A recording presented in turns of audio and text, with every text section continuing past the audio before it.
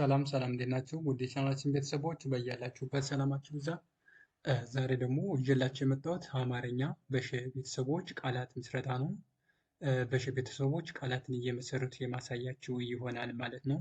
በመጀመሪያ ግን ቪዲዮውን ላይክ፣ ሼር እና ሳብስክራይብ አድርጋችሁ ጀምሩ። አሁን ቀጥታ ወደ ቪዲዮ እንሂድ። ኦኬ ዛሬ ይዤላችሁ የመጣሁት በሸ ቤተሰቦች ቃላት ምስረታ ነው ማለት ነው። ከሸ እስከ ሸዋ ጽፌ ይዤላችሁ መጥቻለሁ። በእነዚህ ፊደላት ቃላትን እየመሰረቱ የማሳያችሁ ነው ማለት ነው። በእያንዳንዱ ፊደል አራት ቃላቶችን ጽፌላችኋለሁ። እነዚህም በደንብ እናያቸዋለን። እናንተ የትም ሳትሄዱ ይህ ቪዲዮ እስከ መጨረሻ እዩት። ብዙ ቁም ነገር እንደምትጨብጡበት እርግጠኛ ነኝ። አሁን አብረን እያነበብን እንሄዳለን። ኦኬ ከላይ እዚህ ርዕሱ እንዳማት ነው አማርኛ በሸ ቤተሰቦች በሸ ቤተሰቦች ቃላት ምስረታ ምን ይላል ማለት ነው? አማርኛ በሸ ቤተሰቦች ቃላት ምስረታ ይላል ማለት ነው። ኦኬ በሸ ቤተሰቦች ቃላትን እየመሰረቱ አሳያችኋለሁ። እናንተ የትም ሳትሄዱ አብራችሁ ከኔ ጋር ትቀጥላላችሁ ማለት ነው። እንዲሁም ቪዲዮውን እያቆማችሁ እየጻፋችሁ ተለማመዱ። አሁን ቀጥታ አብረን እያነበብናቸው እንሄዳለን።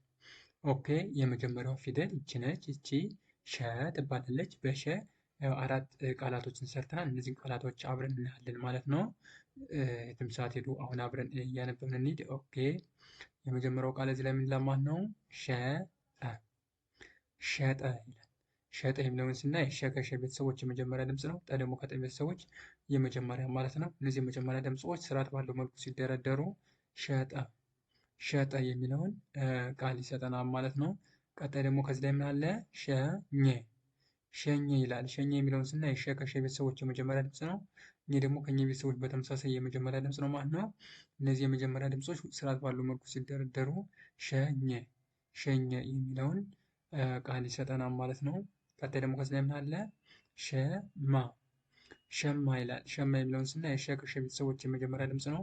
ማ ደግሞ ከመ ቤተሰቦች አራተኛ ድምፅ ነው ማለት ነው። እነዚህ ድምፆች ስርዓት ባለው መልኩ ሲደረደሩ ሸማ የሚለውን ቃል ይሰጡናል ማለት ነው። ቀጣይ ደግሞ ከዚህ ላይ ምን አለ? ሸበላ ይላል። እነዚህ ድምፆች ስርዓት ባለው መልኩ ስንደረድራቸው ሸበላ የሚለውን የአማርኛ ቃል ይሰጠናል ማለት ነው። ቀጣይ ደግሞ ከዚህ ላይ ምን አለ? ሁለተኛ የሸ ቤተሰብ ናት። ማን ትባላለች? ሹ ትባላለች።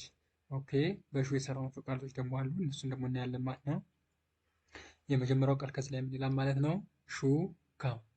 ሹካ ይላል። ሹካ የሚለውን ስናይ ሹ ከሸ ቤተሰቦች ሁለተኛው ፊደል ነው። ካ ደግሞ ከቤተሰቦች አራተኛው ማለት ነው። እነዚህ የተለያዩ ድምፆች ስርዓት ባለው መልኩ ሲደረደሩ ሹካ የሚለውን የአማርኛ ቃል ይሰጡናል ማለት ነው። ቀጣይ ደግሞ ከዚህ ላይ ምን አለ? ሹል ይላል። ሹል የሚለውን ስናይ ሹ ከሸ ቤተሰቦች ሁለተኛ ድምፅ ነው። ል ደግሞ ከለ ቤተሰቦች ስድስተኛ ድምፅ ነው ማለት ነው። እነዚህ የተለያዩ ድምፆች ስርዓት ባለው መልኩ ስንደረድራቸው ሹል የሚለውን ቃል ይሰጡናል ማለት ነው። ቀጣይ ደግሞ ከዚህ ላይ ምን አለ? ሹመት ይላል። ሹመት የሚለውን ስናይ ሹ ከሸ ቤተሰቦች ሁለተኛው ነው። መ ደግሞ ከመ ቤተሰቦች የመጀመሪያው ማለት ነው። ት ደግሞ ከተ ቤተሰቦች ስድስተኛው። እነዚህ የተለያዩ ድምፆች ስርዓት ባለው መልኩ ሲደረደሩ ሹመት የሚለውን ትርጉም ያለው ቃል ይሰጡናል ማለት ነው። ቀጣይ ደግሞ ከዚህ ላይ ምን አለ? ሹራብ ይላል። ሹራብ የሚለውን ስናይ ሹ ከሸ ቤተሰቦች ሁለተኛው ፊደል ነው። ራ ደግሞ ከረ ቤተሰቦች አራተኛው፣ ብ ከበ ቤተሰቦች ስድስተኛው ማለት ነው። እነዚህ ድምፆች ስርዓት ባለው መልኩ ሲደረደሩ ሹራብ የሚለውን ቃል ይሰጠን። ኦኬ ቀጣይ ደግሞ ደረስን ማለት ነው። ከሶስተኛው ከሸ ቤተሰብ ላይ ደርሰናል። ሶስተኛው የሸ ቤተሰብ ማን ትባላለች? ሺ ትባላለች። አሁንም በሺ የሰራናቸው ቃላቶችን አብረን እናነባለን ማለት ነው። ኦኬ የመጀመሪያው በሺ የሰራነው ቃል ይህ ምን አለ ማለት ነው? ምን ይላል ማለት ነው? ይህ ሽሻ ይላል። ሽሻ የሚለውን ስናይ ሺ ከሸ ቤተሰቦች ሶስተኛው ነው። ሻ ደግሞ ከሸ ቤተሰቦች አራተኛው ነው ማለት ነው። እነዚህ ሁለት ድምፆች ስርዓት ባለው መልኩ ስንደረድራቸው ሽሻ የሚለውን ቃል ይሰጡናል ማለት ነው። ቀጣይ ደግሞ ከዚህ ላይ ምን አለ? ሽቶ ይላል። ሽቶ የሚለውን ስናይ ሺ ከሸ ቤተሰቦች ሶስተኛው ድምፅ ነው። ቶ ደግሞ ከተ ቤተሰቦች የመጨረሻው ወይም ሰባተኛው ድምፅ ነው ማለት ነው። እነዚህ ስርዓት ባለው መልኩ ሲደረደሩ ሽቶ የሚለውን የአማርኛ ቃል ይሰጠናል ማለት ነው። ኦኬ ከዚያ ደግሞ ምን ማለት ነው? ሽርጥ ይላል። ሽርጥ የሚለውን ስናይ ሺ ከሸ ቤተሰቦች ሶስተኛው ነው። ር ደግሞ ከረ ቤተሰቦች ስድስተኛው ማለት ነው። ጥ በተመሳሳይ ከጠ ቤተሰቦች ስድስተኛው ነው። እነዚህ የተለያዩ ድምፆች ስርዓት ባለው መልኩ ስንደረድራቸው ሽርጥ ሽርጥ የሚለውን ቃል ይሰጡናል ማለት ነው። ቀጣይ ደግሞ ከዚህ ላይ ምን አለ ማለት ነው? ሽፋን ሽፋን ይላል። ሽፋን የሚለውን ስናይ ሺ ከሸ ቤተሰቦች ሶስተኛው ነው። ፋ ደግሞ ከፈ ቤተሰቦች አራተኛው ማለት ነው። ይህ ደግሞ ከነ ቤተሰቦች ስድስተኛው። እነዚህ የተለያዩ ድምፆች ስርዓት ባለው መልኩ ስንደረድራቸው ሽፋን ሽፋን የሚለውን ቃል ይሰጡናል ማለት ነው። አሁን ደግሞ ከአራተኛዋ የሺ ቤተሰብ ላይ ደርሰናል።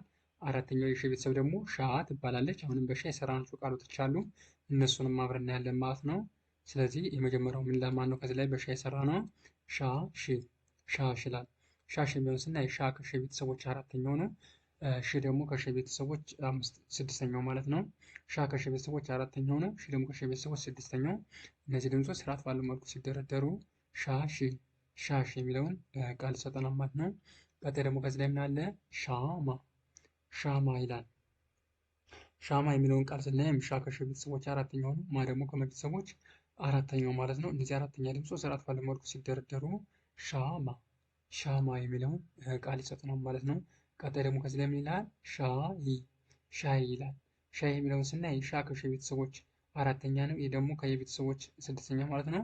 እነዚህ የተለያዩ ድምፆች ስርዓት ባለው መልኩ ሲደረደሩ ሻይ ሻይ የሚለውን ቃል ይሰጠናል ማለት ነው። ኦኬ ከዚያ ደግሞ ምን ይላል ማለት ነው? ሻንጣ ሻንጣ ይላል። ሻንጣ የሚለውን ስናይ ሻ ከሸ ቤተሰቦች አራተኛ ድምፅ ነው። ይህ ደግሞ ከነ ቤተሰቦች ስድስተኛ ድምፅ ነው። ጣ ከጠ ቤተሰቦች አራተኛ ድምፅ ነው ማለት ነው። እነዚህ ድምፆች ስርዓት ባለው መልኩ ስንደረድራቸው ሻንጣ ሻንጣ የሚለውን ቃል ይሰጡናል ማለት ነው። ቀጣይ ደግሞ ከስንተኛው ላይ ደረስነው ማለት ነው? ከአምስተኛው ከሸ ቤተሰብ ላይ ደረስን። አምስተኛው የሸ ቤተሰብ ደግሞ ማን ይባላል? ሸ ይባላል። በድምፁ ከመጀመሪያው ጋራ ተመሳሳይ ነው። ይችም ሸ ነው የምትባለው፣ ይችም ሸ ነው የምትባለው። ይቺ አምስተኛ ድምፅ ናት። ያቺ የመጀመሪያ ድምፅ ማለት ነው። ይቺ የመጀመሪያ ድምፅ ናት። ይችኛቱ የአምስተኛ ድምፅ ማለት ነው። ስለዚህ አሁንም በይች በሸ ወይም በአምስተኛ ድምጿ የሰራናቸው ቃላቶች እንደመሆኑ አብረን እናያለን ማለት ነው። ምን ይላል የመጀመሪያው ቃል? ሸራ ሸራ ይላል። ሸራ የሚለውን ስናይ ሸ ከሸ ቤተሰቦች አምስተኛ ድምፅ ነው። ራ ደግሞ ከረ ቤተሰቦች አራተኛ ድምፅ ነው ማለት ነው። እነዚህ ድምፆች ስርዓት ባለው መልኩ ሲደረደሩ ሸራ ሸራ የሚለውን ቃል ይሰጠናል ማለት ነው። ኦኬ ቀጣይ ደግሞ ከዚህ ላይ ምን ይላል? ሸህ ሸህ ይላል። ሸህ የሚለውን ስናይ ሸ ከሸ ቤተሰቦች አምስተኛ ድምፅ ነው። ደግሞ ከሀ ቤተሰቦች ስድስተኛ ድምፅ ነው ማለት ነው። እነዚህ ድምፆች ስርዓት ባለው መልኩ ሲደረደሩ ሸህ ሸህ የሚለውን ቃል ይሰጡናል ማለት ነው። ኦኬ ቀጣይ ደግሞ ከዚህ ላይ ምን ይላል? ሸጠ ሸጠ ይላል። ሸጠ የሚለውን ስናይ ሸ ከሸ ቤተሰቦች አምስተኛ ድምፅ ነው። ደግሞ ከጠ ቤተሰቦች የመጀመሪያ ድምፅ ነው ማለት ነው። እነዚህ ድምፆች ስርዓት ባለው መልኩ ሲደረደሩ ሸጠ ሸጠ የሚለውን ቃል ይሰጡናል ማለት ነው። ቀጣይ ደግሞ ከዚህ ላይ ምን ይላል? ሸገር ሸገር ይላል። ሸገር የሚለውን ስናይ ሸ ከሸ ቤተሰቦች አምስተኛ ድምፅ ነው። ገ ደግሞ ከገ ቤተሰቦች የመጀመሪያ ድምፅ ነው። ር ከረ ቤተሰቦች ስድስተኛ ድምፅ ማለት ነው። እነዚህ የተለያዩ ድምፆች ስርዓት ባለው መልኩ ስንደረድራቸው ሸገር ሸገር የሚለውን ቃል ይሰጡናል ማለት ነው። ከዚያ ደግሞ ማን እናገኛለን ማለት ነው? ከሸ ቤተሰቦች ስድስተኛው እናገኛለን ማለት ነው። የሸ ቤተሰቦች ስድስተኛው ማን ይባላል? ሺ ይባላል። ኦኬ አሁንም በሺ የሰራናቸው ቃላቶች አሉ። እነሱን እናያለን ማለት ነው። ኦኬ የመጀመሪያው ቃል ምን ይላል? ከዚህ ላይ ሽቶ ይላል። ሽቶ ሽቶ የሚለውን ስናይ ሺ ከሸ ቤተሰቦች ስድስተኛ ድምፅ ነው። ቶ ደግሞ ከተ ቤተሰቦች ሰባተኛ ድምፅ ነው ማለት ነው። እነዚህ ድምፆች ስርዓት ባለው መልኩ ሲደረደሩ ሽቶ ሽቶ የሚለውን የአማርኛ ቃል ሰጥቷል ማለት ነው። ከዚያ ደግሞ ምን ለማን ነው? ሽታ ሽታ ይላል። ሽታ የሚለውን ስናይ እሺ ከሸ ቤተሰቦች ስድስተኛ ድምፅ ነው። ታ ደግሞ ከተ ቤተሰቦች አራተኛ ድምፅ ነው ማለት ነው። እነዚህ ድምፆች ስርዓት ባለው መልኩ ሲደረደሩ ሽታ ሽታ የሚለውን ቃል ይሰጠናል ማለት ነው። ከዚህ ላይ ደግሞ ምን ይላል? ሽቦ ሽቦ ይላል። ሽቦ የሚለውን ስናይ ሺ ከሸ ቤተሰቦች ስድስተኛ ድምፅ ነው። ወ ደግሞ ከቤተሰቦች ሰባተኛ ወይም የመጨረሻ ድምፅ ነው ማለት ነው። እነዚህ ድምፆች ስርዓት ባለው መልኩ ተደርድረው ሽቦ ሽቦ የሚለውን ቃል ይሰጠናል ማለት ነው። ቀጣይ ደግሞ ከዚህ ላይ ምን አለ? ሽመል ሽመል ይላል። ሽመል የሚለውን ስናይ ሺ ከሸ ቤተሰቦች ስድስተኛ ድምፅ ነው። መ ደግሞ ከመ ቤተሰቦች የመጀመሪያ ድምፅ ነው። ል ከለ ቤተሰቦች ስድስተኛ ድምፅ ነው ማለት ነው። እነዚህ ድምፆች ስርዓት ባለው መልኩ ሲደረደሩ ሽመል ሽመል የሚለውን ቃል ይሰጠናል ማለት ነው። ቀጣይ ደግሞ ከዚህ ላይ ማን እናገኛለን? ሰባተኛውን የሸ ቤተሰብ እናገኛለን ማለት ነው። ማን ነው? ይህ ሰባተኛው የሸ ቤተሰብ ወይም የመጨረሻው ማን ነው? ሾ ይባላል። ሾ። አሁንም በሾ የሰራናቸው ቃላቶችን ደግሞ አብረን እናያለን ማለት ነው። ምን ይላል? የመጀመሪያው ሾመ፣ ሾመ ይላል። ሾመ የሚለውን ስናይ ሾ ከሸ ቤተሰቦች የመጨረሻ ድምፅ ነው። መ ደግሞ ከመ ቤተሰቦች የመጀመሪያ ድምፅ ነው። እነዚህ ድምፆች ስርዓት ባለው መልኩ ስንደረድራቸው ሾመ፣ ሾመ ብለን እናነባዋለን። ኦኬ። ከዚያ ደግሞ ምን አለ? ሾላ፣ ሾላ ይላል። ሾላ የሚለውን ስናይ ሾ ከሸ ቤተሰቦች የመጨረሻ ድምፅ ወይም ሰባተኛ ድምፅ ነው። ላ ደግሞ ከለ ቤተሰቦች አራተኛ ድምፅ ነው። እነዚህ ድምፆች ስርዓት ባለው መልኩ ሲደረደሩ ሾላ፣ ሾላ የሚለውን ቃል ይሰጡናል ማለት ነው። ቀጣይ ደግሞ ከዚህ ላይ ምን ይላል? ሾጣጣ፣ ሾጣጣ ይላል። ሾጣጣ የሚለውን ስናይ ሾ ከሸ ቤተሰቦች የመጨረሻ ድምፅ ነው። ጣ ደግሞ ከጠ ቤተሰቦች አራተኛ ነው። በተመሳሳይ ጣም ከጠ ቤተሰቦች አራተኛ ነው ማለት ነው። እነዚህ ድምፆች ስርዓት ባለው መልኩ ሲደረደሩ ሾጣጣ፣ ሾጣጣ የሚለውን ቃል ይሰጠናል ማለት ነው። ቀጣይ ደግሞ ከዚህ ላይ ምን ይላል? ሾፈረ፣ ሾፈረ ይላል። ሾፈረ የሚለውን ስናይ ሾ ከሸ ቤተሰቦች የመጨረሻ ድምፅ ነው። ፈ ደግሞ ከፈ ቤተሰቦች የመጀመሪያ ነው። በተመሳሳይ ከረ ቤተሰቦች የመጀመሪያ ነው ማለት ነው። እነዚህ ድምፆች ስርዓት ባለው መልኩ ሲደረደሩ ሾፈረ፣ ሾፈረ የሚለውን ቃል ይሰጠናል። ኦኬ። ቀጣይ ደግሞ ከዚህ ማን እናገኛለን ማለት ነው? ችን የሸን ዲቃላ ፊደል ወይም ዲቃላ ሆሄ እናገኛታለን። ኦኬ። ዲቃላ ፊደል ማለት ከስሙ እንደምንረዳው ከሁለት ፊደላት ተዳቅሎ የመጣ የሁለት ፊደላት ጥምር ውጤት ማለት ነው። ለምሳሌ ሄትና ሄት መጣ ለምትሉ ሿን ለማግኘት የሸን ሁለተኛዋን ፊደል ሹ ስትደመር ከወቤት አራተኛው ዋ ይሰጠናል፣ ሸዋን ይሰጠናል። ስለዚህ ሸዋ ምን ይባላል ማለት ነው? ዲቃላ ወይም ውስብስብ ፊደል ይባላል ማለት ነው። ከሁለት ፊደላት ተዳቅሎ የመጣ ፊደል ነው። ኦኬ። ማን ይባላል አልኳቸው? ሸዋ ይባላል። ኦኬ። በሸዋ የሰራናቸው ቃላቶች ስለ ደግሞ ምን ይላል? የመጀመሪያው ሸዋ፣ ሸዋ፣ ሸዋ፣ ሸዋ፣ ሸዋ፣ ሸዋ የሚለውን ስናይ ሸዋ ዲቃላ ሆሄ ነው። ይህም ዲቃላ ሆሄ ሸዋ፣ ሸዋ ናቸው። ዲቃላ ሆሄ ናቸው ማለት ነው። እነዚህ ዲቃላ ሆሄዎች አንድ ላይ በመጣመር ሸዋ፣ ሸዋ፣ ሸዋ፣ ሸዋ የሚል ቃል ይሰጡናል ማለት ነው። ቀጣይ ደግሞ ከዚህ ላይ ምን አለ? ሸዋፊ ይላል። ሸዋፊ፣ ሸዋፊ የሚለውን ስናይ ሸዋ ዲቃላ ሆሄ ነው ማለት ነው። ሸዋ ዲቃላ ሆሄ ነው። ፊ ደግሞ ከፈ ቤተሰቦች ሶስተኛ ድምፅ ነው ማለት ነው። እነዚህ ድምፆች ስርዓት ባለው መልኩ ሲደረደሩ ሸዋፊ፣ ሸዋፊ የሚለውን ቃል ይሰጠናል ማለት ነው። ከዚህ ደግሞ ምን ይላል? ረባሿ፣ ረባሿ ይላል።